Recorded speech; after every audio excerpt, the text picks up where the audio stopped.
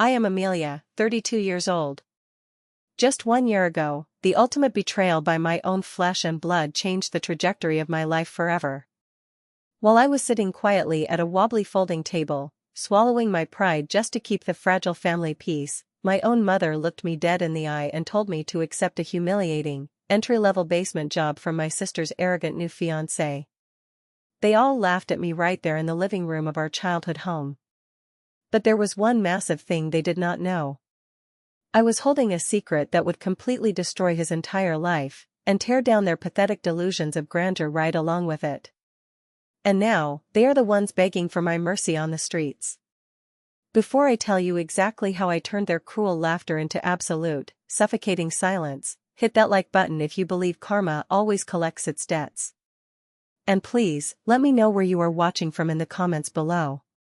Now, let's go back to the freezing December night when the illusion finally shattered. The wind in the upper-middle-class New York suburbs has a very specific, punishing way of cutting right through you in late December.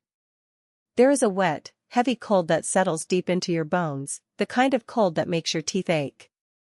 But as I stood alone on the pristine, newly painted porch of my parents' house, brushing thick flakes of snow off the shoulders of my 3-year-old winter coat, I knew the real chill was waiting for me inside the house. I took a deep, steadying breath, gripping the cold glass neck of the wine bottle I had brought for our annual Christmas dinner. It was not a flashy label. It was a 2015 Cabernet from a small, highly exclusive vineyard in Napa Valley that I actually owned a significant financial stake in. I purposely didn't put my name on it, and it didn't have the obnoxious gold foil wrapping designed to make it look expensive on a liquor store shelf. It just tasted absolutely incredible. But to my parents, Arthur and Evelyn, if an item didn't sparkle, feature a recognizable designer logo, or come with an outrageous 4-digit price tag, it was absolute garbage. I pushed open the heavy oak front door, and the oppressive heat of the house hit me first. It smelled heavily of artificial cinnamon sticks, my mother's overpowering, expensive perfume, and pure, unfiltered pretension. My mother called out from the formal living room without even bothering to get up from her seat. She was sitting perfectly poised on her pristine white leather sofa, holding a heavy crystal glass, her eyes fixed completely and lovingly on the man standing by the roaring fireplace. She didn't ask how my drive was in the blizzard. Instead, she sharply told me to wipe my boots thoroughly because they had just spent a fortune having the carpets deep cleaned specifically for Derek's arrival. I kicked the packed snow off my boots onto the coarse welcome mat and said a quiet Merry Christmas. My father merely grunted in my direction from his leather armchair. He was looking at this strange man with an absolute adoration I had not seen directed at me since I won a spelling bee in the 2nd grade. And there he was. Derek. My older sister Chloe's brand new fiancé. He looked exactly like the type of guy who parks his luxury vehicle in handicap spots because he claims he is just running into the store for a quick minute. He had aggressively slicked back dark hair, a designer suit that was tailored just a little too tight in the biceps to show off his expensive gym routine, and a massive, gaudy watch that was definitely too heavy for his wrist. His booming, overly confident voice filled the entire room as he announced my arrival, calling me the little sister. He did not walk over to shake my hand. He stood his ground by the fire, forcing me to cross the room and come to him. Chloe, draped dramatically over the armrest of the sofa and swirling a dark amber drink, let out a high-pitched, mocking laugh. She told Derek I was just a coder who fixed bugs for a living. She actively compared me to the exhausted IT guys that corporate people yell at when their morning emails fail to load. Derek finally extended a hand, gripping mine aggressively in a classic, textbook dominance test. He squeezed my fingers until my knuckles popped and called it good honest work for someone who just resets passwords all day. I simply pulled my hand back, maintaining a flat expression, and said it pays the bills. I did not mention that the bugs I fixed were usually massive, catastrophic security breaches for Fortune 500 companies. I definitely did not mention that my proprietary coding had built an advanced AI infrastructure that was currently valued at 9 figures. To them, I was just Amelia, the family scapegoat, the disappointing daughter with the reliable old Honda Civic and the modest studio apartment in the city. I walked over and set the wine bottle gently on the glass coffee table, and the entire room went completely quiet. Derek picked up the bottle, turning it over in his large hands, squinting at the minimalist label like he was inspecting a dirty penny found on the sidewalk. He let out a condescending chuckle and asked if I had brewed the wine in my bathtub. I kept my voice perfectly even, suppressing the urge to snatch it back, and explained it was a small batch Cabernet that needed to breathe for a few minutes before serving. Chloe sneered, her perfectly lined lips twisting into a smirk. She called it cute, then told our mother to put it in the kitchen so they could maybe use it for the pot roast sauce later in the week. Derek then reached behind the sofa with a theatrical flourish and pulled out a heavy velvet box containing a pristine bottle of Chateau Margaux, presenting it as a special holiday treat for the family. My father's eyes nearly popped out of his head as he practically leapt from his chair, calling the wildly expensive gesture incredibly generous. Derek winked directly at me and delivered a smug lecture on how presentation matters in the real world. He stated you cannot just show up with a naked, cheap bottle and expect people to be impressed, because life and business are all about projecting status. The dinner itself was a meticulously rehearsed performance. My mother had brought out the good china, the crystal goblets, and the heavy silver flatware that usually stayed locked away in the dining room hutch. The roasted turkey was perfect, the side dishes were elaborate, and the table setting looked like a magazine cover. Everything was perfect, except for the seating arrangement.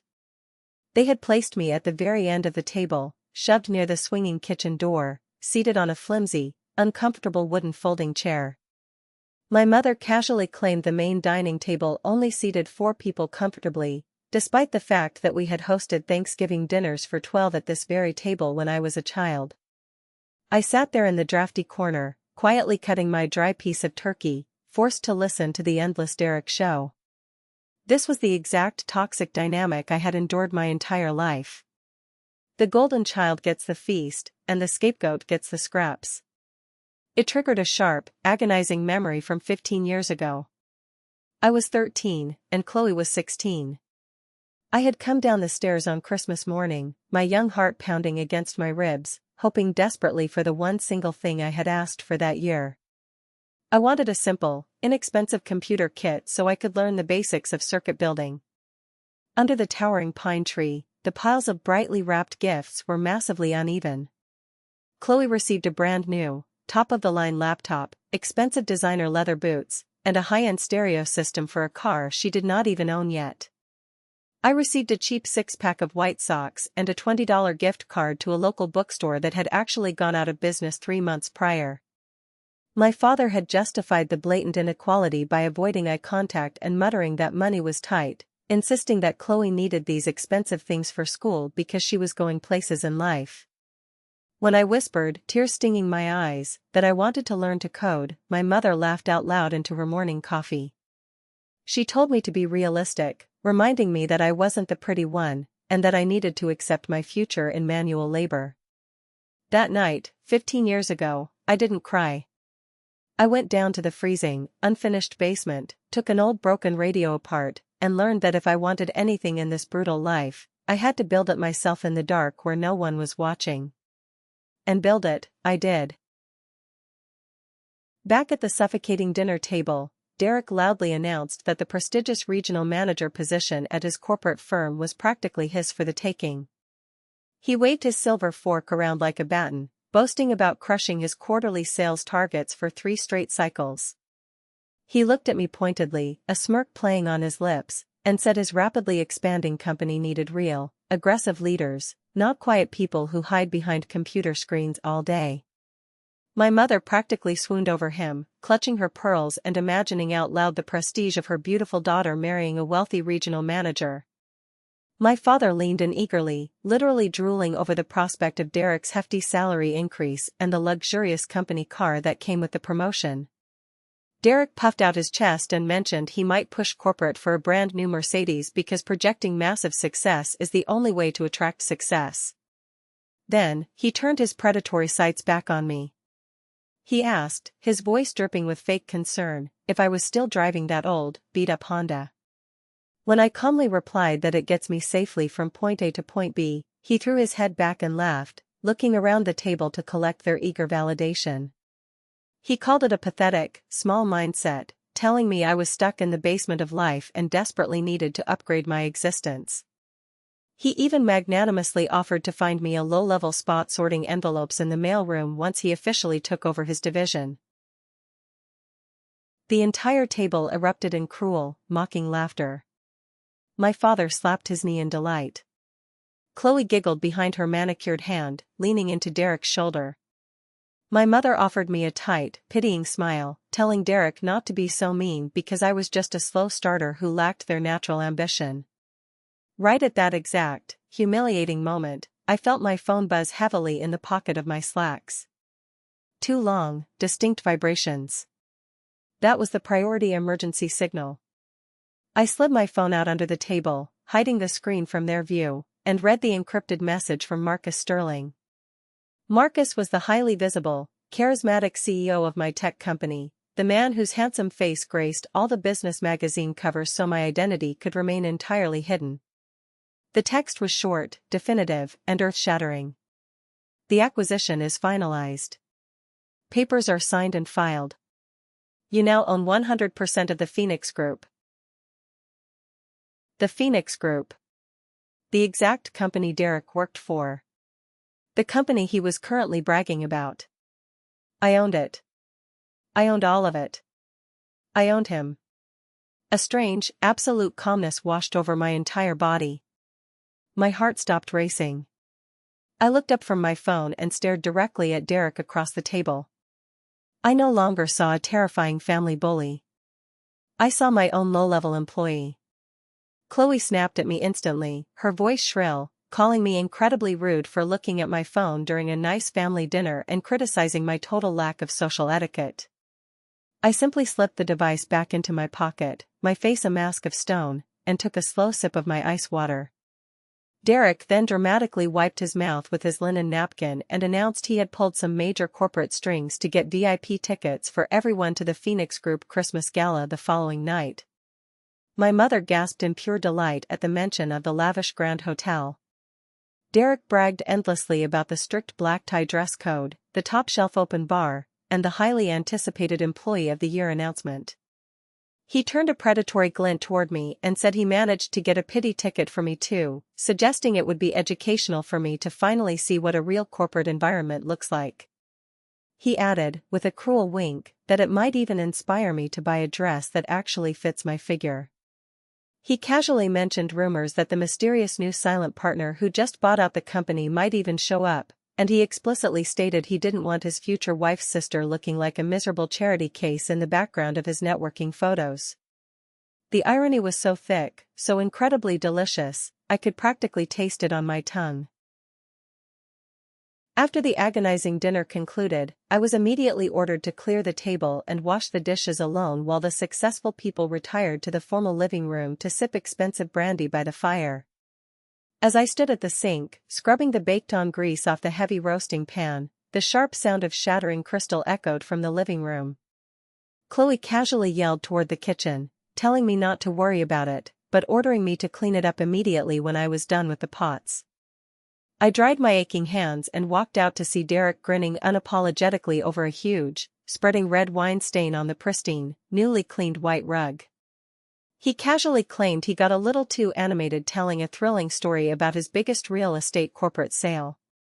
My mother, who would have absolutely disowned me and thrown me out into the snow for a similar clumsy offense, just waved her hand dismissively. She told Derek accidents happen and instructed me to fetch the club soda from under the sink. I knelt on the floor in my nice clothes, scrubbing the dark stain out of the delicate fabric. From that low, humiliating angle, I could see straight under the heavy leather sofa. Tucked near the back wooden leg was a small, thick red envelope that must have slipped out of my father's suit jacket pocket when he sat down. It had the distinct, embossed gold logo of a prominent, aggressive mortgage lender on the front. I frowned deeply, my scrubbing slowing down. My parents had paid off this house over a decade ago. This specific house was supposed to be my legal inheritance. It was the only asset my late grandmother explicitly promised would go to me in her will to secure my future, before my parents somehow convinced her to leave it to them in trust. I slipped the envelope back toward the edge with 2 fingers, my mind racing with terrifying possibilities. I checked my watch, stood up abruptly, and announced to the room that I had work to do and needed to leave. Derek scoffed loudly at my pathetic lack of work-life balance, mocking me for grinding for pennies on Christmas Eve while he made massive corporate deals in his sleep. My mother didn't say goodbye, she just warned me not to be late for the gala tomorrow and begged me to look presentable so I wouldn't embarrass the family. I walked out into the freezing, biting cold, but I did not drive back to my cramped studio apartment. I gripped the steering wheel of my car until my knuckles turned white. I drove straight to my secure office in Midtown Manhattan, a nondescript, heavily guarded building that housed the central servers for my sprawling tech empire. I sat down at my master terminal, the cold blue light of the massive monitors washing over my face. This was my sanctuary. This was where I held ultimate power. I bypassed the standard security protocols and directly accessed the newly integrated human resources and financial database for the Phoenix Group. I typed in Derek's full legal name. If I was going to fire him in front of hundreds of people, I wanted to know exactly who I was firing. What I found buried deep in those encrypted files made my stomach churn with pure, unadulterated disgust. Derek was not just a loudmouth narcissist with an inflated ego. He was a prolific, calculating thief. The massive sales figures he had been bragging about all night were entirely fabricated. He was illegally booking ghost sales for the next fiscal year and logging them as current revenue to maliciously trigger massive, unearned quarterly bonuses. It was blatant corporate fraud. But as I dug deeper into his financial routing numbers, bypassing his sloppy hidden folders, I found something infinitely worse. I located a subfolder labeled for the company's annual Christmas charity drive. Phoenix Group collected donations from employees all year to buy toys, winter coats, and medical supplies for underprivileged orphans, and Derek had somehow manipulated the system to make himself the sole treasurer of the fund. The account should have held over $50,000. It held barely $400. The withdrawal logs were systematic, frequent, and absolutely sickening. He was making direct, traceable wire transfers to a high-end exotic car leasing company for his luxury BMW. He was paying off a massive debt to a high-end jeweler for Chloe's impending, oversized diamond engagement ring. He was literally using money meant for sick, freezing orphan children to fund his fake, glittering lifestyle. He had even bought that exact bottle of Chateau Margaux he brought to dinner with stolen charity funds. My blood ran ice cold in my veins. This was no longer just about family bullying or toxic sibling rivalry. This was a severe, federal criminal enterprise. I immediately picked up my encrypted phone and called Sarah, my ruthless, brilliant, and fiercely loyal personal lawyer. It was past 11 o'clock at night on Christmas Eve, but she answered on the very first ring, her voice sharp and alert. I told her I needed a complete, airtight legal dossier on Derek prepared by sunrise. I was transferring the encrypted files outlining the corporate embezzlement and the charity fraud directly to her secure server. Sarah reviewed the initial documents and warned me, her voice laced with concern, that executing him publicly at the company gala would be brutal and invite massive press scrutiny. I told her I did not care about the press. I wanted him destroyed. Then, an awful, sinking thought struck me. I remembered the heavy red mortgage envelope I had seen hidden under my parents' sofa. The hushed conversations. The desperate need for status. I ordered Sarah to run an immediate, emergency check on the public property records for my parents' address on Oak Street. I heard her typing furiously in the background, the clacking of the keys echoing in the silent server room. A heavy pause followed before she confirmed my absolute worst fear. There was a brand new, massive lien on the house, legally recorded just 3 days prior. It was a $300,000, predatory, high-interest short-term bridge loan. I closed my eyes, feeling a violent wave of nausea wash over me.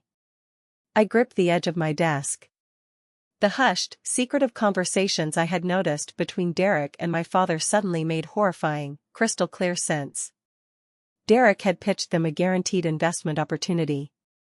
He had successfully scammed my own parents. He had convinced them to leverage my grandmother's house, my only promised inheritance, the only piece of security I was supposed to have, to give him a massive influx of cash to cover his fraudulent tracks and fund his collapsing Ponzi scheme. He needed their cash to hide the missing charity money before the end-of-year audit. Sarah quietly reminded me over the phone that if my parents signed the loan papers willingly, which they undoubtedly did out of pure greed, there was nothing legally I could do to stop the bank from taking the house when Derek inevitably defaulted. I knew she was right. I could not stop the loan from destroying their lives, but I could absolutely stop him from spending a single dime of it. I instructed Sarah to seize full, unyielding custody of the Phoenix Group's financial controls by sunrise. I ordered her to freeze every single internal account, corporate asset, and credit line associated with Derek's name or department. She confirmed the lockdown was initiated and quietly wished me a happy Christmas. I stared at Derek's smiling, arrogant corporate headshot on my high-resolution monitor and promised myself, with a cold certainty, that it would be. I did not sleep a single minute that night. I sat alone in the blue glow of the city lights, feeling the lifelong, agonizing anger inside me refine itself into a weapon made of sharp, unbreakable ice. My family had treated me like a worthless clown for 3 decades. They mocked my life, they mocked my career, and they mocked my very existence. My parents were so blinded by their toxic, all-consuming obsession with status and wealth that they willingly sold my future, my grandmother's legacy, to fund a con man. And they did it simply because he wore a nice suit and looked the part of the wealthy son they always wished they had instead of me. Fine. If they wanted a spectacular show of wealth and power, I was going to give them the performance of a lifetime. I opened my secure email client and sent a high-priority directive to Marcus Sterling, instructing him to prepare the introduction exactly as we discussed and to have a team of private security waiting invisibly in the wings.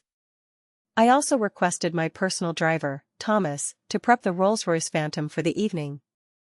The agonizing ghosts of my childhood were screaming in my head, the lonely nights locked in my room, the cheap socks under the Christmas tree, the relentless, soul-crushing feeling of being invisible in my own home. Tomorrow, I would not be invisible. Tomorrow, I would be the only terrifying force of nature they could see. The next morning, the sky over Manhattan was a bruised, heavy purple, promising a massive, unforgiving snowstorm by nightfall.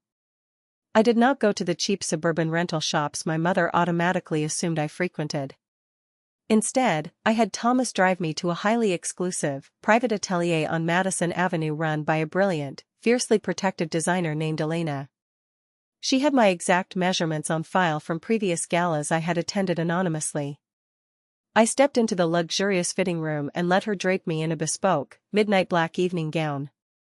It featured sharp, structured shoulders and a dramatic, sweeping train. It was not just a dress, it was a garment meticulously designed for psychological warfare. It cost more than Derek's entire leased vehicle. I looked at myself in the full-length, gilded mirror, and the exhausted, beaten-down girl in the oversized tech hoodie was completely gone.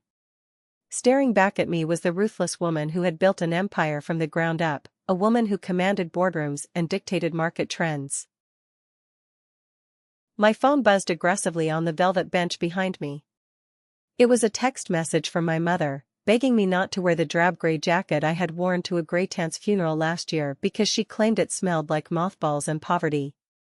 She warned me again not to embarrass Chloe in front of Derek's important colleagues. I ignored the message entirely and opened a secure notification from Sarah. The legal team was fully briefed and ready. The corporate asset freeze was 100% complete. And most importantly, the Financial Crimes Division of the New York Police Department had been quietly notified about the embezzlement and the grand larceny. Undercover officers would be waiting discreetly at the hotel venue. Marcus also texted, saying Derek was currently at the venue, screaming at the catering staff over the placement of the ice sculptures and acting like he personally owned the entire building. I walked out of the atelier, the biting, freezing air hitting my face. I felt profoundly calm. It was the heavy, terrifying, silent calm that always precedes a catastrophic hurricane. I hailed a standard yellow cab to the Grand Hotel, deciding to save the dramatic entrance of the Rolls-Royce Phantom for my grand exit later that night. The grand ballroom of the historic hotel was dripping in excessive gold accents and massive, glittering crystal chandeliers. Towering, professionally decorated Christmas trees stood in every corner, adorned with glass ornaments that likely cost a year's salary for a normal working family. There were over 500 people in attendance, wealthy executives, nervous investors, and eager employees hoping for end-of-year bonuses. I easily spotted my family standing near a towering, ridiculous swan eye sculpture. They stood out terribly, radiating desperate insecurity. My mother was wearing a gown that was far too sparkly, trying desperately to look like old money but failing miserably. My father looked stiff and deeply uncomfortable in a cheap, rented tuxedo. Chloe was clinging tightly to Derek's arm like a shiny, dependent trophy. And Derek was completely in his element. He was holding court with a group of younger salesmen, laughing far too loudly, and gesturing wildly with a crystal champagne flute. I took a deep, steadying breath, adjusting the cuffs of my gown, and walked straight toward them. Derek spotted me approaching and shouted over the music for everyone to look who finally decided to show up. He scanned my custom black gown, and for a fraction of a second, I saw genuine confusion and intimidation flash in his eyes because he recognized the high-end quality of the silk. But his massive, fragile ego quickly overrode his logic. He laughed loudly and asked if I had robbed a wealthy magician or finally found a discount rental shop that stocked my size. My mother reached out, her eyes wide, to touch the silk of my sleeve, surprised that I actually looked sophisticated. Derek laughed harshly and told her to be careful, joking that if I spilled a cheap drink on the dress, I wouldn't get my security deposit back. He casually ordered me to go grab a drink from the back bar near the kitchen doors because the top-shelf liquor at the front was reserved exclusively for real executives. I smiled a thin, utterly humorless smile and said sparkling water was fine. Chloe looked me up and down, her eyes narrowing with obvious, bitter jealousy, and asked if I genuinely thought I would even catch a glimpse of the new billionaire owner tonight, or if I would just be stuck sulking in the corner like always. I looked right into my sister's eyes, my voice dropping to a terrifyingly calm register, and promised her I would have the absolute best view in the entire room. Suddenly, a heavy, reverent hush fell over the crowd near the grand entrance doors. Marcus Sterling was walking purposefully through the ballroom. With his distinguished silver hair and impeccable, tailored suit, he radiated immense, untouchable power, and the massive crowd literally parted for him like the Red Sea. Derek instantly straightened his tie, raw panic and desperate excitement fighting on his flushed face. He ordered my parents to stand up straight, hissed at Chloe to smile, and stepped aggressively forward, physically blocking Marcus's path to extend his hand. His voice pitched up nervously as he introduced himself as the top-performing regional sales manager of the entire Northeast Division. Marcus stopped, looked down at Derek's sweating hand, and shook it briefly, his expression unreadable as he said he had heard a lot of very interesting things about him. Derek nervously laughed, missing the underlying threat, and introduced my parents and Chloe as his future, supportive in-laws. Marcus nodded politely to them, his eyes briefly flicking over their desperate faces. Then, Marcus turned his intense gaze directly to me. His eyes twinkled with anticipation, and he opened his mouth to greet me with the respect I commanded. But Derek immediately cut in, stepping between us and gesturing toward me with his thumb like I was a sack of garbage left on the curb. He loudly announced to the CEO that I was just the unfortunate sister, claiming I was currently in between opportunities and had only shown up tonight for the free catering. My father actually chuckled nervously, throwing his own daughter right under the bus to appease a stranger, agreeing that I was just a bit slow to launch in life. I locked eyes with Marcus over Derek's shoulder and gave a barely perceptible shake of my head. Not yet. The trap wasn't fully set. Marcus pressed his lips together, suppressing a knowing, dangerous smile, and told me to enjoy the evening because he had a feeling it was going to be highly memorable for everyone involved. I thanked him gracefully, purposefully calling him Marcus. Derek spun on me the second Marcus walked away, his face turning an angry, mottled shade of red. He hissed at me, aggressively poking his finger toward my chest, demanding to know who the hell I thought I was for addressing the billionaire CEO by his first name. He accused me of trying to ruin his massive promotion with my pathetic lack of social awareness. Chloe snapped at me, her face twisted in rage, asking why I always had to be so incredibly embarrassing, and ordered me to go wait out in the freezing car so I wouldn't ruin their night. I let my voice harden to pure steel. I looked at my sister, then at the man who was stealing from orphans, and told them no. I said I was staying for the speeches because I heard they were going to be absolutely fascinating. Derek straightened his jacket, his breathing heavy, warning me to stay completely out of his way when they called his name to the stage to accept his award. My father muttered a pathetic plea for me not to make a scene and ruin their chances at a better life. I watched them walk away to their prime VIP table near the front. I reached into my designer clutch and touched the small, cold encrypted USB drive waiting inside. I wasn't just going to make a scene. I was going to burn their entire theater straight to the ground. I watched my family walk away toward the front of the grand ballroom, taking their seats at a prime VIP table that Derek had undoubtedly bribed an event coordinator to secure. They looked so incredibly smug, so utterly convinced of their own superiority. My mother, Evelyn, was adjusting her cheap, overly sparkly dress, trying to mimic the posture of the wealthy executive's wives seated nearby.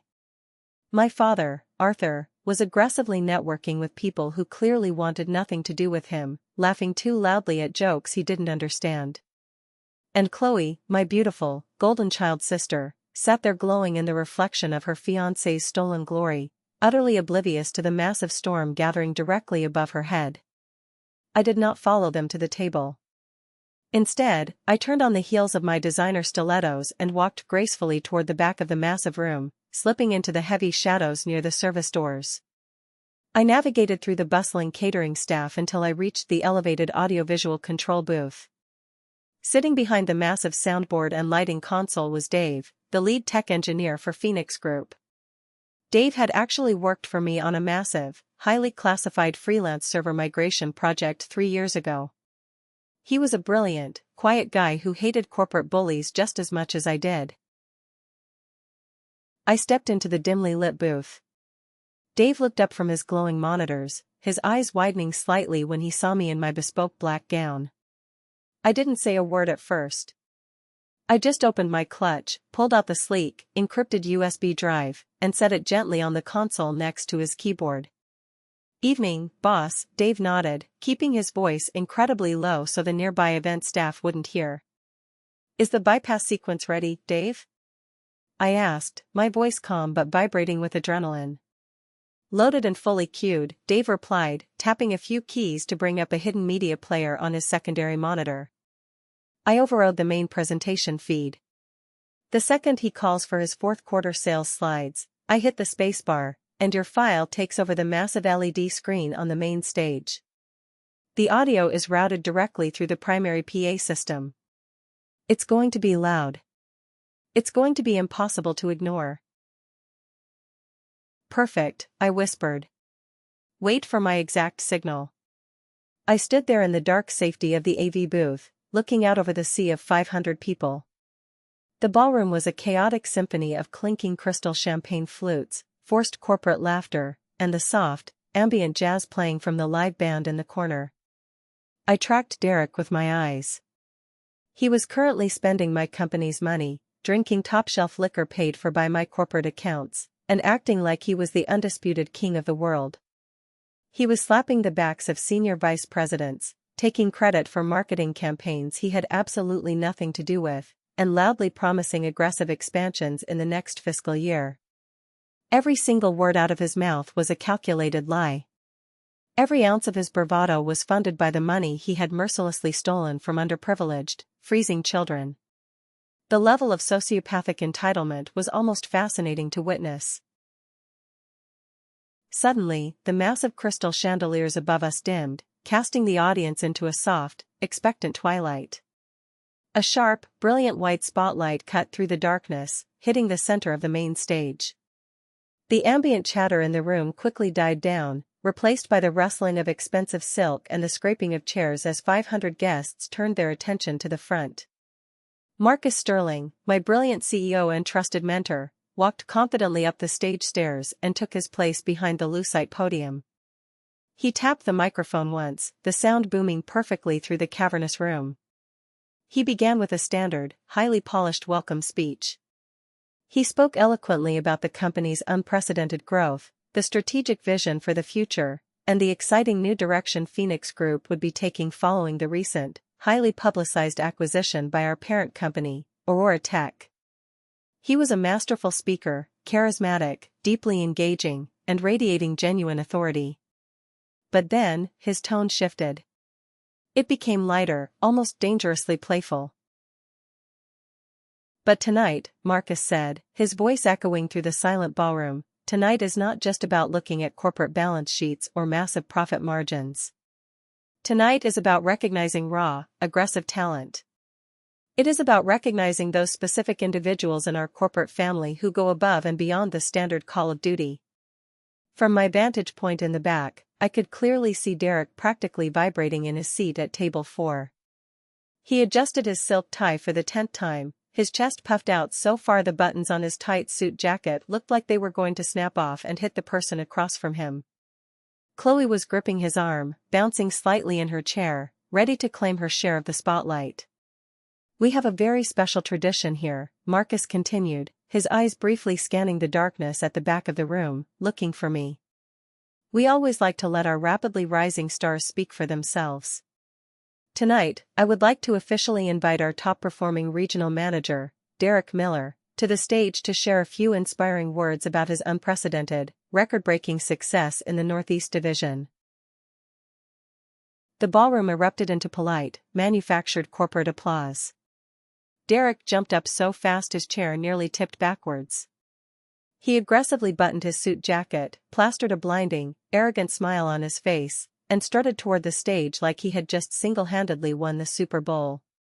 He high-fived a few of his junior salesmen on the way up the aisle, soaking in the validation like a dying man finding water in the desert. He bounded up the stairs and eagerly took the microphone from Marcus, who stepped gracefully back into the shadows.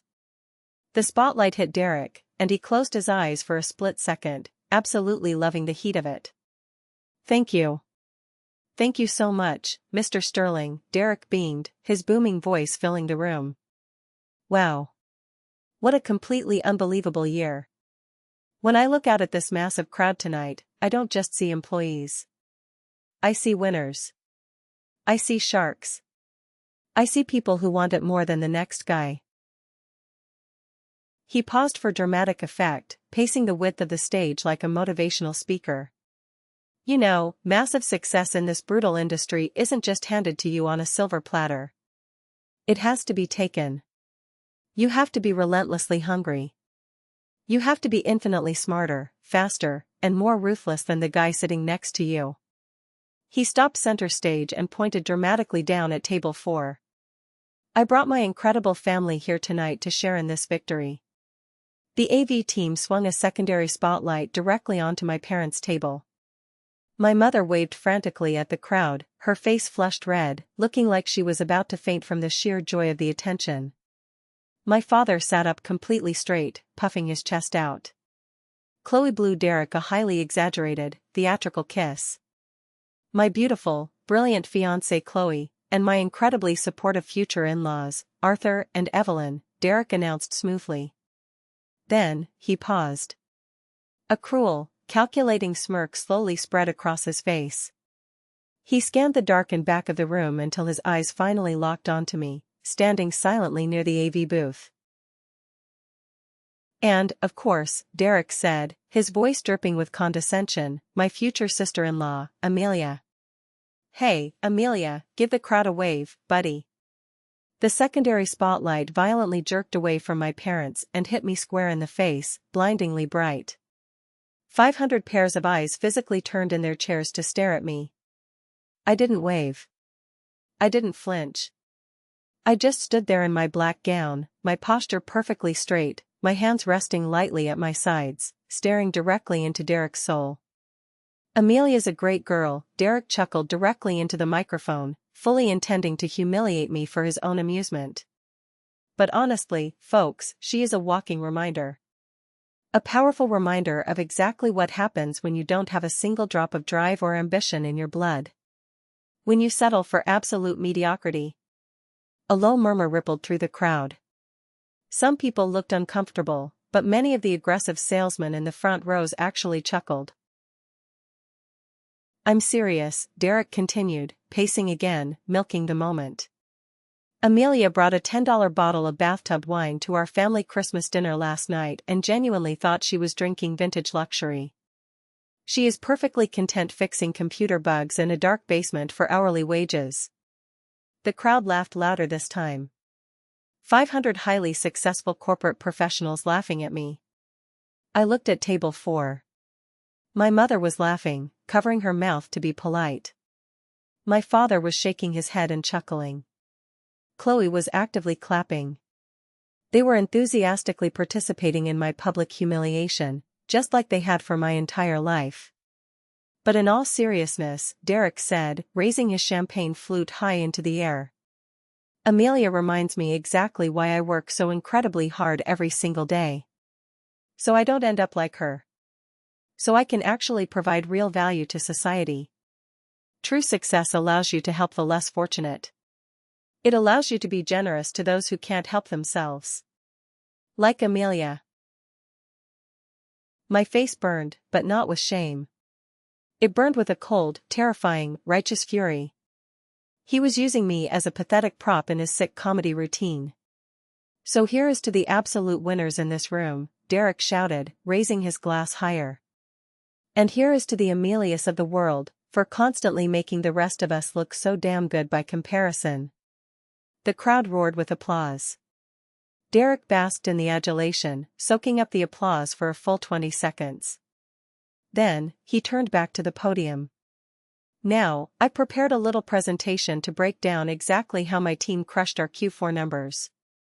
Dave, my man in the booth, roll the slides." Derek turned his back to the audience, striking a triumphant pose, fully expecting to see a massive, colorful bar graph detailing his fabricated sales figures on the giant LED screen behind him.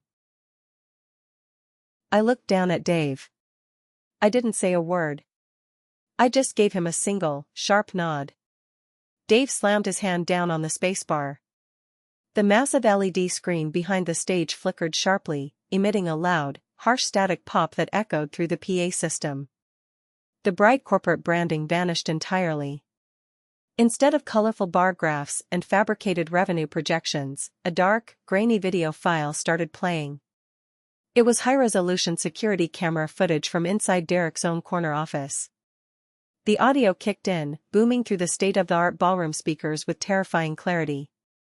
It was unmistakably Derek's voice, harsh and demanding, speaking to a junior accountant off-camera. "Look, I don't care about the damn SEC compliance rules." Derek's voice echoed through the ballroom, vibrating the crystal glasses on the tables. "Just move the decimal point. Book the entire pending order for December. I need that Q4 bonus triggered this week to pay off the jeweler for the engagement ring, or they're going to repossess it. Just fake the signature."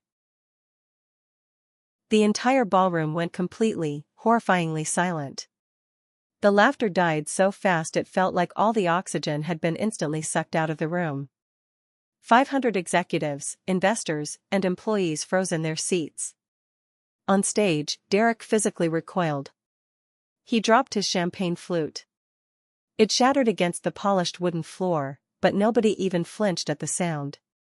He stared at the giant screen in absolute horror. "What?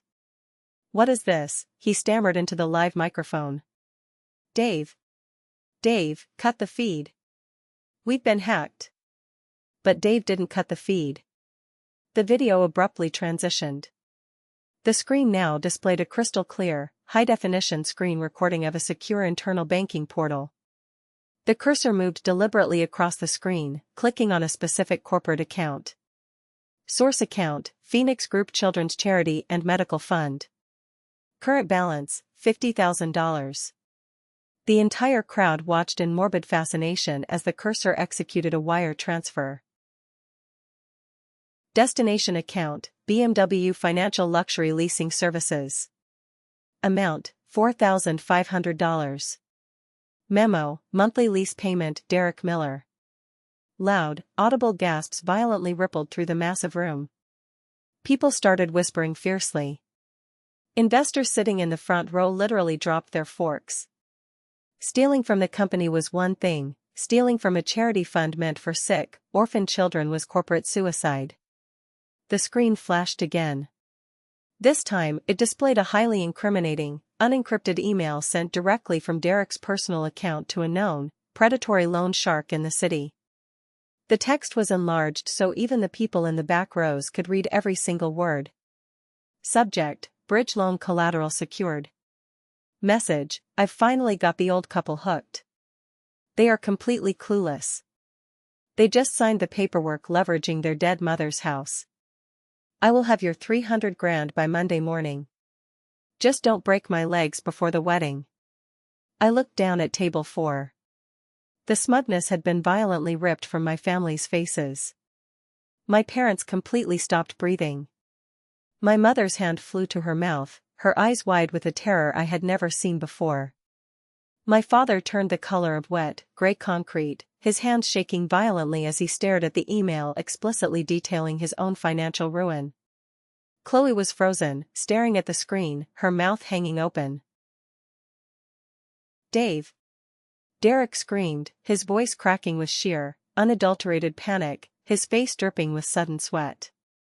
Turn it off. Security! Get up here. It's a glitch. It's an AI deepfake. Someone is trying to ruin me. It's not a glitch, Derek, a calm, terrifyingly cold voice boomed over the PA system.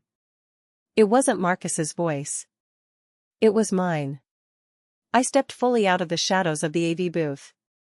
I held a wireless microphone securely in my right hand. I began to walk slowly, deliberately, down the exact center aisle of the grand ballroom. The AV team immediately hit me with the primary, blinding white spotlight. It tracked my every single step. Who said that? Derek squinted desperately against the harsh glare, shielding his eyes, trying to see past the front row. I did, I said, my voice steady, amplified perfectly by the acoustics of the room. I walked with the slow, measured cadence of an executioner. The sea of wealthy executives literally parted for me. I walked directly past table 4. I didn't even glance at my parents or my sister. I kept my eyes locked dead on the pathetic, sweating man hyperventilating on the stage.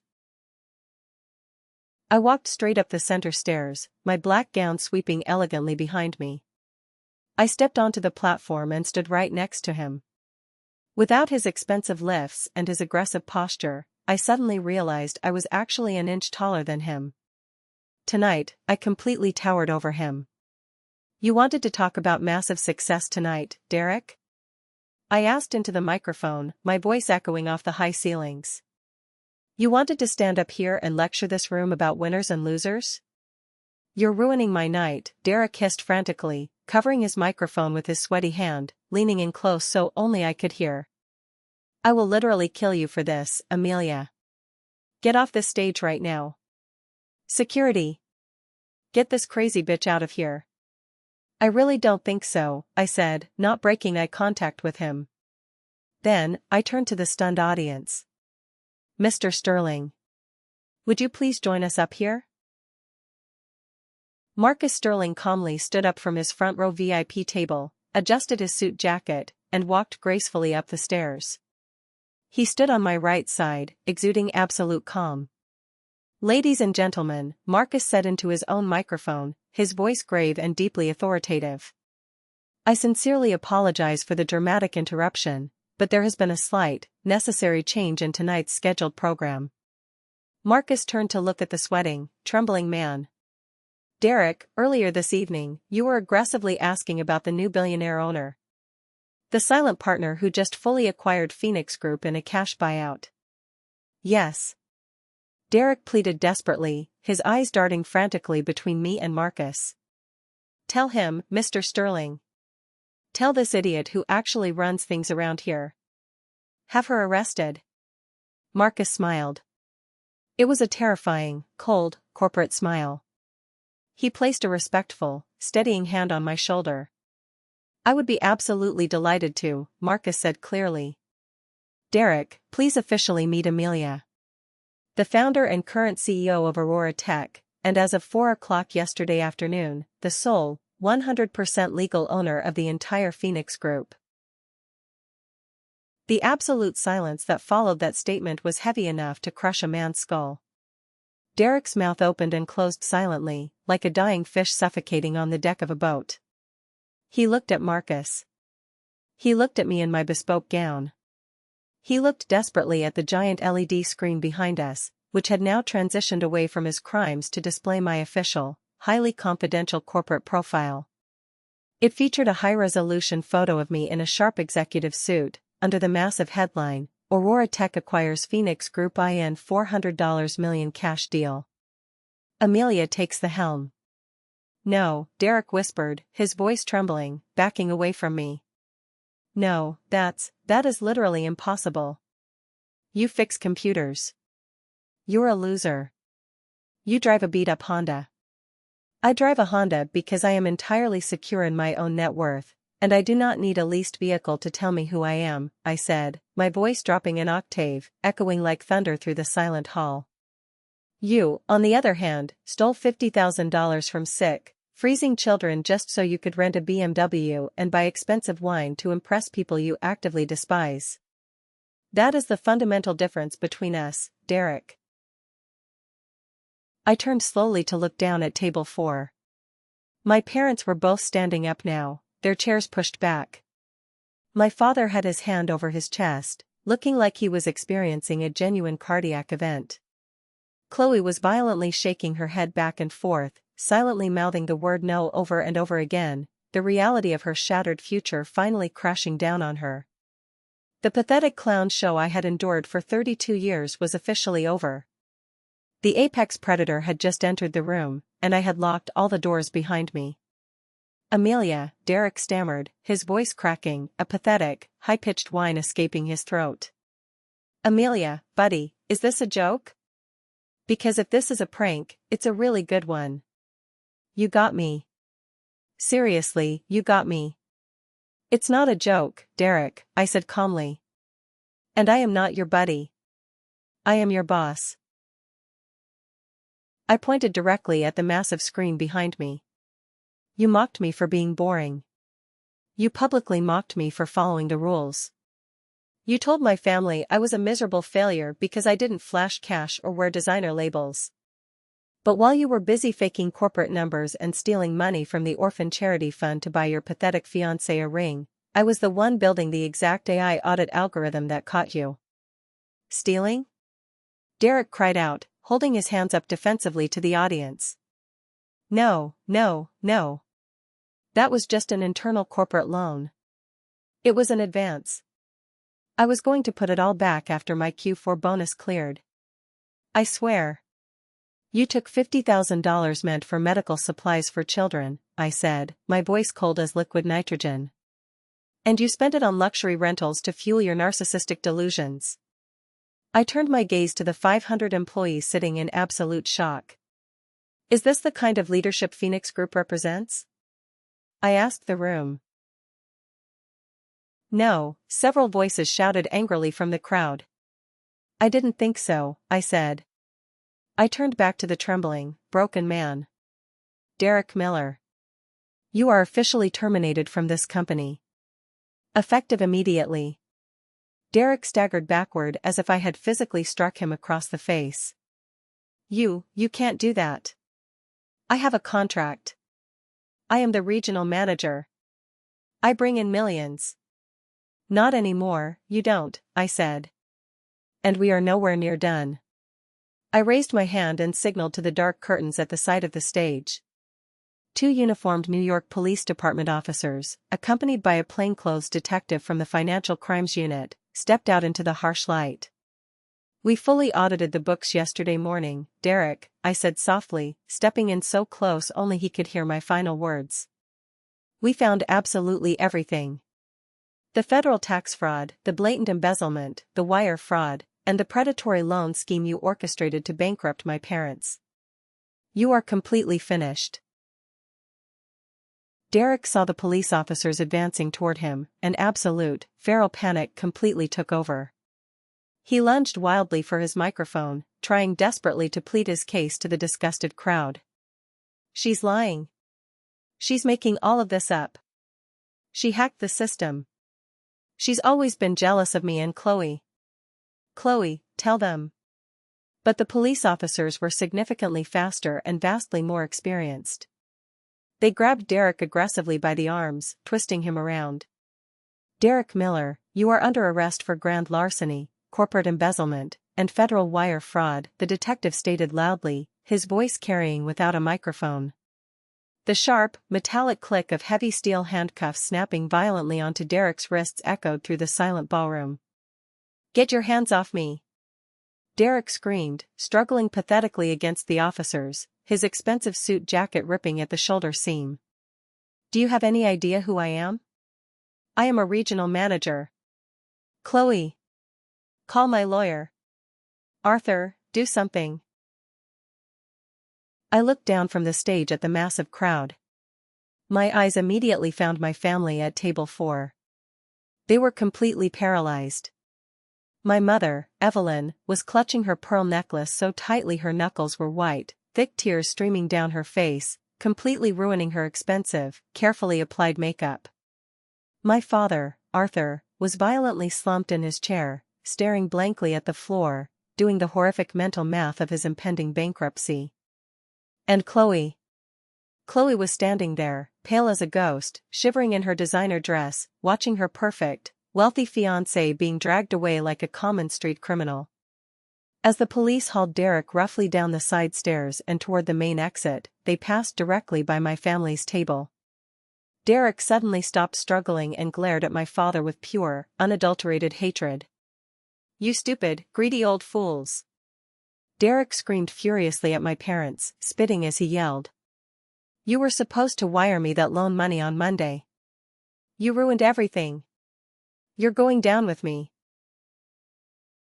The heavy oak doors of the ballroom slammed shut behind them, cutting off his pathetic screaming. The room was dead silent once again. I stood center stage, taking a deep, cleansing breath. I casually adjusted the cuffs of my black silk gown. "I sincerely apologize for the dramatic interruption to your evening," I said calmly to the crowd, my voice projecting absolute corporate stability. "Please, enjoy the rest of the dinner. The open bar is entirely on me tonight." I handed the wireless microphone back to Marcus, who gave me a deeply respectful nod, and I walked slowly down the center stairs. The crowd immediately parted for me again. People who had completely ignored me or laughed at me just 10 minutes ago were now actively bowing their heads, whispering my name in awe, and staring with undisguised respect. "Good evening, Ms. Amelia," a senior vice president muttered nervously as I passed. I ignored them all. I walked straight to table 4. My family looked at me as if I were a terrifying alien species that had just landed on Earth. The silence between us was heavier than lead. "Amelia," my mother finally whispered, her voice weak and trembling. Is all of this actually true?" "Is what true, Evelyn?" I asked, using her first name to establish the new power dynamic. "That I own this entire corporation, or that your future son-in-law is a federal criminal?" "You own all of this?" my father croaked, gesturing wildly around the opulent room with a shaking, sweaty hand. But you fix computers. You live in a tiny studio apartment." "I maintain a studio apartment because I travel globally for business 200 days a year," I stated coldly. "And I don't constantly brag about my net worth, unlike the con artist you welcomed into your home." Chloe finally found her voice. She looked at me with a sickening mixture of raw fear and rapid, desperate calculation. I could practically see the rusty gears turning in her head. Derek was gone. The golden goose was legally cooked and on his way to a holding cell. But standing right in front of her was an even bigger prize. "Amelia," Chloe said, her voice shaking, desperately trying to contort her face into a sweet, sisterly smile. "Why didn't you just tell us you were rich? We're your family. We would have supported you." "Supported me?" I let out a harsh, dry, utterly humorless laugh. Chloe, literally 15 minutes ago, you ordered me to go wait out in the freezing car. You happily clapped when that thief stood on stage and called me a pathetic loser. I was just going along with it to keep the peace. Chloe pleaded, stepping forward and reaching desperately for my arm. You know how Derek gets. He's aggressive. I was terrified of him. You were not terrified, I said, violently yanking my arm away from her touch. You were actively enjoying it. You have always loved feeling superior to me. It's the only thing that gives your empty life meaning. I turned my piercing gaze to my parents. And you too, I said, my voice dropping to a dangerous whisper. You were deeply ashamed of me. You sat there at Christmas dinner and allowed a criminal to ruthlessly insult your own daughter, simply because he bought you expensive wine with money he stole from freezing orphans. You thought he was wealthy, and that is literally all that matters to you. That is entirely unfair, Amelia, my mother cried out, fresh tears spilling over her cheeks. We love you. You are our daughter. Do you? I reached into my designer clutch and pulled out a neatly folded piece of thick legal paper. I slammed it down onto the white tablecloth. It hit with a loud smack, rattling the fine silverware. It was a certified copy of the massive lien on their house. I know all about the house, Arthur, I said, staring directly into my father's terrified eyes. I know you secretly leveraged grandmother's house. The only inheritance she promised me. The only piece of security I had left. And you signed it away to give cash to Derek. My father's face went completely white. He looked like he was going to vomit. Amelia, please, it was just a temporary bridge loan. It was an investment. It was for the family. For the family? I shook my head in utter disgust. No. It was for Chloe. It was for your own greed. It was never, ever for me. You were entirely willing to sell my entire future just to buy Derek's fleeting approval. We can fix this, my mother sobbed hysterically, grabbing the edge of the table. Amelia, please. Now that we know you are highly successful, maybe you can help us. The loan, the interest rate is predatory. It's incredibly high. If we don't pay the bank back the $300,000 by Monday morning, they are going to foreclose. We will lose the house entirely. You have hundreds of millions of dollars, Amelia, my father begged, looking up at me with pathetic, desperate eyes. That amount of money is absolute pocket change to you. Help your family. Pay off the loan. I looked at them. I looked at the three people who had actively made me feel incredibly small, worthless, and invisible for 32 years. You're absolutely right, I said quietly. $300,000 is absolutely nothing to me financially. I leaned in close, resting my hands on the table, bringing my face inches from theirs. But I am not going to pay a single red cent of it. Their faces completely collapsed. What? Chloe gasped, taking a step back. I am not paying Derek's massive debt, I stated with absolute, terrifying finality. You willfully signed those legal papers. You got greedy for status and a quick buck. Now, you deal with the catastrophic consequences. But we will be literally homeless, my mother shrieked, no longer caring who hurt her. Amelia, you cannot do this to your own mother. You have a highly successful regional manager for a son-in-law, I said, my voice dripping with ice. Maybe he can help you. Oh, wait. He is currently being fingerprinted in a federal holding cell. I turned around and began walking toward the grand exit. Amelia, my father yelled, standing up so fast his chair crashed to the floor. If you walk out those doors right now, don't you ever bother coming back. You are completely turning your back on your own family. I stopped walking. I didn't turn around to look at him. I just spoke loudly enough for the entire silent ballroom to hear. I am not turning my back on my family, Arthur, I said. Because I never actually had one. I walked out of the ballroom. I pushed through the heavy revolving doors of the hotel and stepped out into the freezing, snowy night. The suffocating, crushing weight I had carried on my shoulders since I was a little girl was entirely gone. I had dropped the nuclear bomb. I had burned the toxic bridge to ash. And as I looked out at the falling snow, I realized something profound. It was a beautiful night. A valet was waiting by the curb, but it wasn't a standard hotel valet. My personal driver, Thomas, was standing respectfully next to a vehicle that was definitely not my old Honda Civic. It was a completely customized, midnight black Rolls-Royce Phantom extended wheelbase. It sat idling in the snow like a massive, elegant beast, commanding absolute respect. Thomas quickly opened the heavy rear door for me. "Good evening, Ms. Amelia. How was the corporate party?" Brief, Thomas, I smiled genuinely for the first time all night. But incredibly productive. As I was about to step into the heated leather interior, the hotel doors burst open behind me. It was Chloe. She had run out into the blizzard without her winter coat, shivering violently in her strapless designer dress. "Amelia! Wait," she screamed into the wind. I paused, keeping one foot inside the luxurious car. She ran frantically down the icy steps, her expensive high heels slipping dangerously. Her carefully applied mascara was running down her face in thick black streaks. She looked completely unhinged. "Amelia, please," she panted, desperately grabbing the polished chrome door handle of the Rolls-Royce. Her tear-filled eyes widened drastically when she saw the opulent interior, the lamb's wool floor mats, the glowing starlight headliner, the crystal champagne flutes. "My God, is this actually yours?" "Let go of my door, Chloe," I warned quietly. "Amelia, you can't just leave us here like this," she cried, her teeth chattering violently from the cold. "Dad is having a massive panic attack in the lobby. Mom is completely hysterical.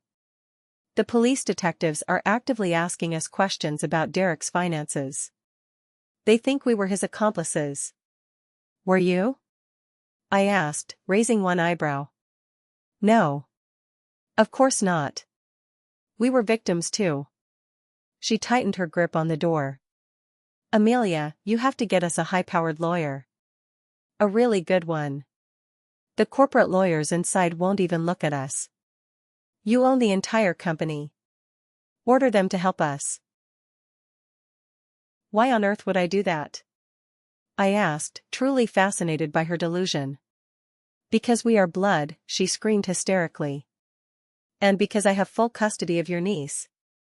Do you honestly want little Lily to see her mother go to federal prison? Or be completely homeless on the streets? Using her innocent 5-year-old daughter as a human shield. A classic, manipulative Chloe move."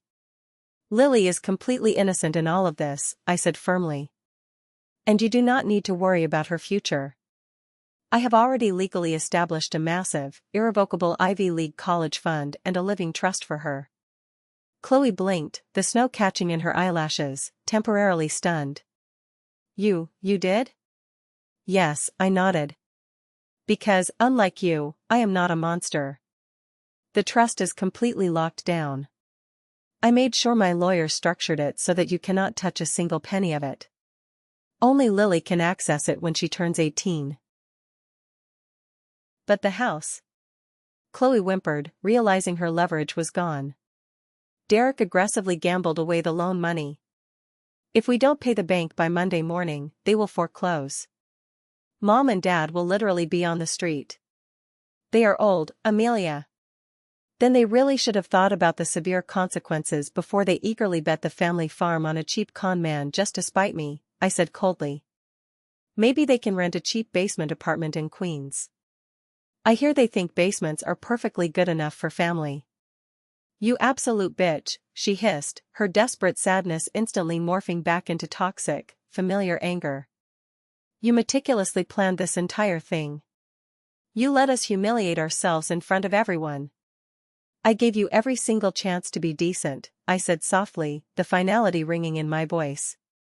"Last night, at that miserable dinner, I waited for just one kind word. One defense. One simple thank you for the wine. If any of you had treated me like a human being for even 5 seconds, I would have written a check to cover Derek's entire mess tonight. I would have saved all of you. Chloe completely froze. The horrifying realization physically hit her like a freight train. It wasn't my cruelty that had doomed them to ruin. It was their own. But you didn't, I said, stepping fully into the warmth of the car. You never do. Amelia, no, she screamed, banging her fists against the tinted window. Thomas firmly grabbed the door and closed it. The sound was a solid, heavy thud of engineered perfection that completely shut out the freezing wind and her pathetic screaming.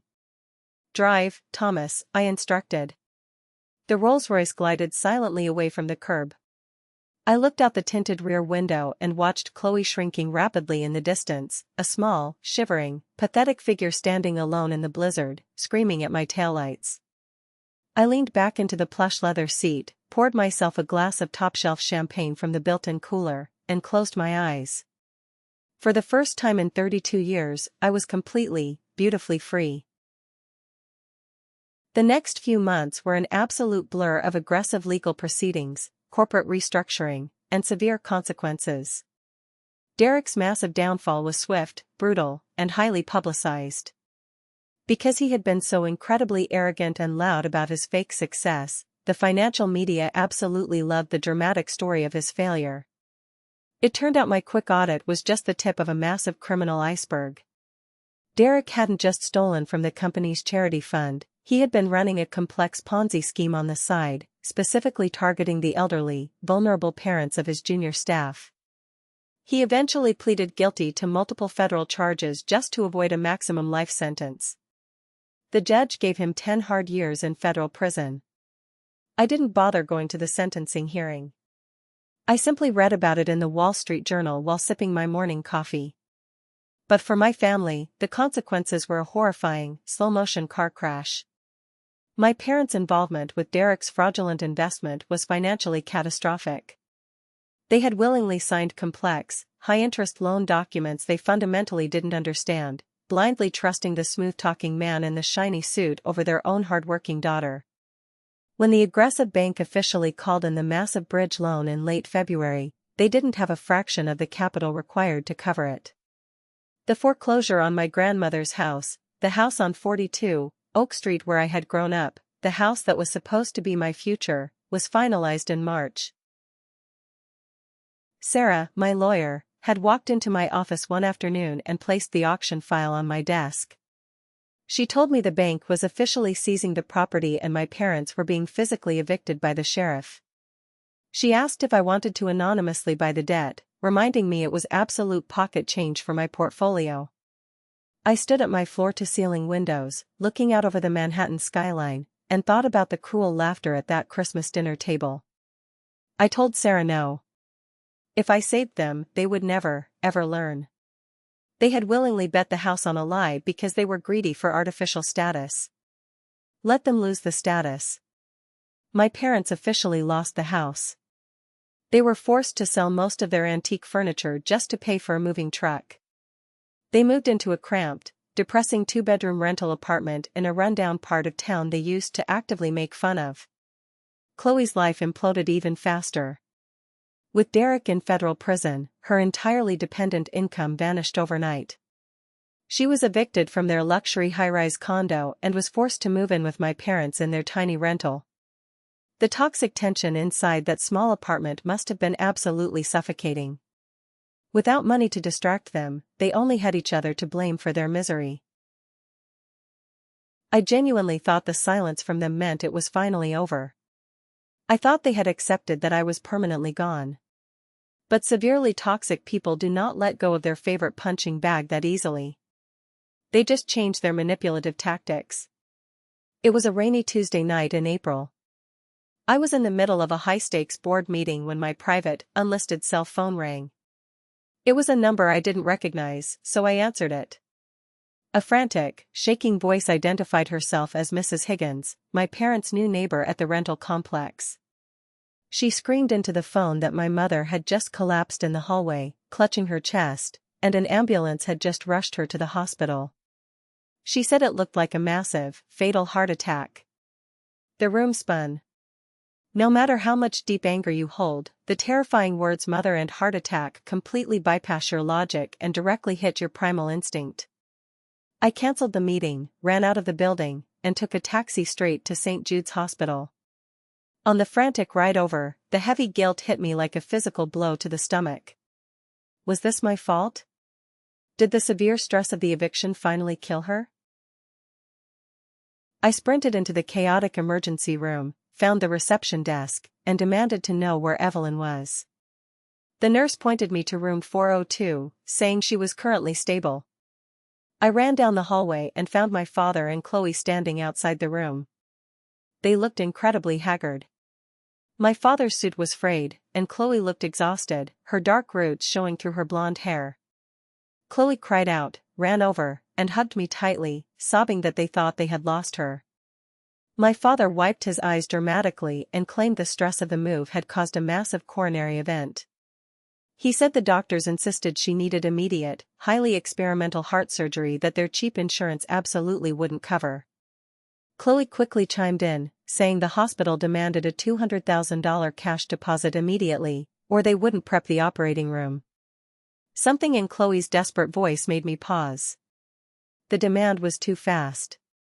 The number was too specific. $200,000. I am a data engineer. I look at complex numbers all day for a living. I pushed past them and walked directly into room 402. My mother was lying in the hospital bed, her eyes closed, breathing heavily and making a terrible wheezing sound. She opened one eye, saw me, and immediately started gasping louder, crying out how cold she was. I didn't rush to hold her hand. I walked straight to the foot of the bed and picked up her official medical chart hanging from the clipboard. I quickly scanned the doctor's admission notes. Patient complaint, chest pain. Severe anxiety. Diagnosis, acute panic attack. Cardiac enzymes, normal. No elevation. EKG, perfectly normal. No blockage. Discharge plan, send home immediately with mild anti-anxiety medication. I looked up at the heart monitor beeping steadily next to her bed. Her heart rate was a perfectly rhythmic 72 beats per minute. Her blood pressure was a completely normal 120/80. Those were not the erratic vitals of a woman actively having a massive coronary event. Those were the vitals of a perfectly healthy woman who was resting comfortably in a bed. There was no heart attack. There was no experimental surgery. They had entirely staged it. They had used the innocent neighbor to call me to make the panic feel real. They knew I would come running. They knew childhood guilt was the absolute last lever of control they had left to pull to extort money from me. I felt the last remaining drop of empathy drain completely out of my soul, replaced by a profound, hollow disgust. This was the absolute bottom. You can stop acting now, Evelyn, I said quietly, holding up the medical chart. I read the doctor's notes. It was a mild panic attack. Your EKG is perfectly normal. You are literally being discharged right now. The dramatic wheezing stopped instantly. My mother sat bolt upright in the bed, the dying woman act vanishing in a single second. Her face twisted into an ugly mask of rage. My father and Chloe burst into the room behind me. My father shouted, desperately trying to salvage the rapidly collapsing narrative, claiming the panic attack was caused by my cruel abandonment, and demanding the $200,000 so they could move out of their dump and recover in a nice house. So, you lied, I said, my voice dangerously calm. You literally faked a fatal medical emergency to extort $200,000 out of me. It is our money, my mother screamed, her face contorting with extreme, toxic entitlement. We raised you. We fed you. You are a billionaire, and you let your own parents live like rats in a slum. You owe us everything. I owe you absolutely nothing, I stated, turning toward the door. If you walk out that door right now, my father threatened, pointing a shaking finger directly at my face, I will go straight to the press. I will tell the media that the great CEO Amelia abandoned her dying mother. I will ruin your corporate reputation. I stopped in the doorway and turned back one final time. I looked at the pathetic, greedy man who had tormented me my whole life. Go ahead, Arthur, I challenged him, my eyes burning with defiance. Call the press. Tell them absolutely everything. But make sure you show the reporters these official medical charts, too. Because if you publicly slander my name or my company, I won't just fire you. I will unleash a legal team that will sue you for severe defamation and criminal extortion. I will take every single penny you don't even have, and I will make sure you spend the rest of your miserable life dealing with my lawyers. I looked at my mother, who was glaring at me with pure, unfiltered hatred. Goodbye, Evelyn. I sincerely hope the anxiety medication helps. I walked out of the hospital and stepped into the cool, spring night air. The heavy, suffocating cord was permanently cut. Their last, desperate manipulation had completely failed. They were gone from my life forever, and I was still standing. The massive stone fireplace in my Manhattan penthouse crackled loudly, casting a warm, golden glow over the spacious living room. Outside the floor-to-ceiling windows, the New York skyline twinkled brightly in the December night, a million lights representing a million different stories. But inside my home, for the very first time in my entire life, there was absolute, unbroken peace. It was Christmas Eve again.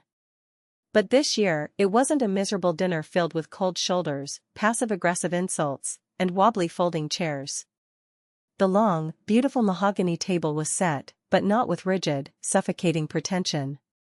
There were no assigned seats based on corporate status. Hey, Uncle Ben!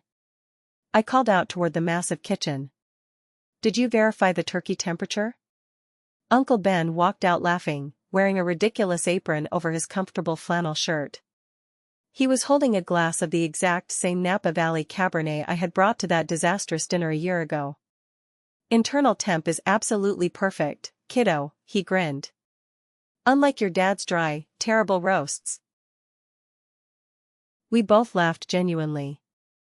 Ben was my father's brother. He had been cruelly estranged from the toxic family for years simply because he was a humble carpenter who worked with his hands, making him unsuccessful in their eyes. After I cut ties with my parents, I reached out to him. Now, he was the highly paid head of facilities for my entire corporate campus, and he was happier than I had ever seen him.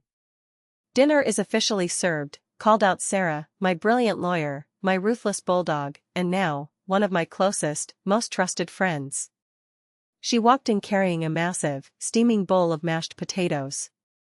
Marcus Sterling was there, too, sitting comfortably on the plush sofa, laughing loudly as he played Mario Kart on the television with my niece, Lily. Yes, little Lily was here. After the hospital incident, Chloe's life had spiraled completely out of control. She couldn't maintain a stable home, and Child Protective Services had eventually gotten involved. I didn't want to take Lily away from her mother out of spite, but I absolutely could not let an innocent child grow up in that cycle of toxic abuse.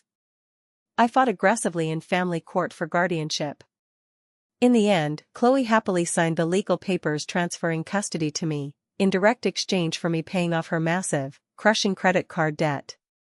She willingly chose the money over her own daughter. I saved Lily from the exact childhood I had endured. I looked around the warm room. This was my constellation. Uncle Ben, the outcast. Sarah, the fierce defender. Marcus, the wise mentor. And Lily, the beautiful future. This was my real family.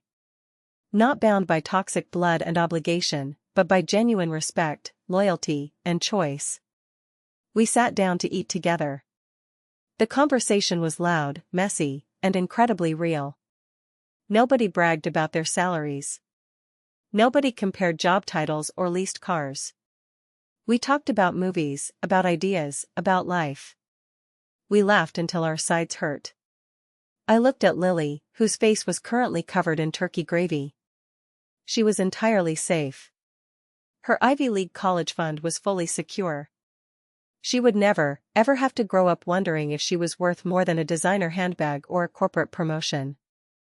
I stood up and walked over to the massive window, looking down at the celebrating city below. Somewhere out there in the freezing night, someone is sitting at a dinner table feeling incredibly small. Someone is being mercilessly mocked by the people who are supposed to protect them. Someone is being told they are a failure because they don't fit a toxic mold. I want to tell you something right now. We are conditioned by society to believe that family is absolutely everything. We are told that blood is thicker than water, and that you must constantly forgive, no matter how much they repeatedly break your heart. But I am here to tell you the truth. Sometimes, the absolute most loving, powerful thing you can do for your own survival is to simply walk away. You do not have to set yourself on fire just to keep other people warm. If you are currently sitting at a table where you are not respected, if you are being treated like a clown in your own life, remember my story. Remember that you have the power to stand up, drive away, and build your own damn table. And let me tell you, the food tastes a hell of a lot better when you pay for it yourself. Have you ever faced something similar with your own family? Have you ever had to walk away to find your own peace? Share your story in the comments below. I read every single one. And don't forget to like and subscribe so you don't miss the next journey. Stay strong, stay fiercely independent, and I will see you in the next video.